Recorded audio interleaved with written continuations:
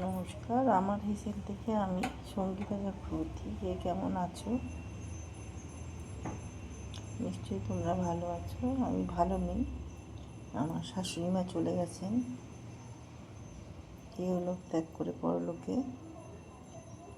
তো আমি আজকে একটা পেঁপে নিয়েছি। পেঁপেটার আমি শরবত বানাবো।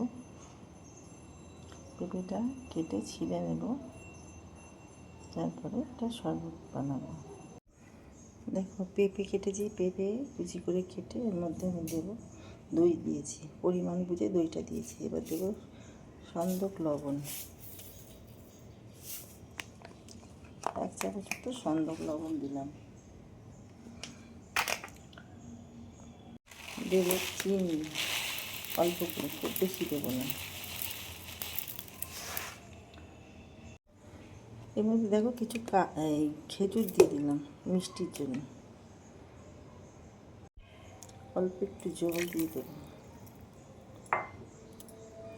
নাহলে মিক্সিটা ঘুরবে না। এবার ঢাকা দিয়ে আমি এটা পেস্ট করে নেব। এই দেখো কিছু পুদিনা পাতা দিয়ে দিলাম, আরও খানিকটা জল দিয়ে দেবো। শরবতটা হয়ে গেছে। নিচে আমি কিছু বেদানা দিয়ে দিয়েছি।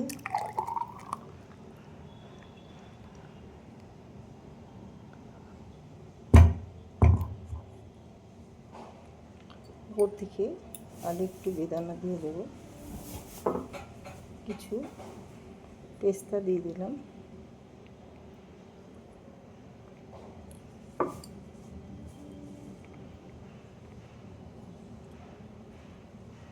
এর মধ্যে তোমরা গোলমরিচ দিতে পারো, চাট মশলা দিতে পারো। এগুলো এখন আমাদের দেওয়া যাবে না। তো তোমাদের কেমন লাগলো এই রেসিপিটা জানাতে ভুলো না। লাইক, শেয়ার, কমেন্ট করে সাথে থেকো, পাশে থেকো।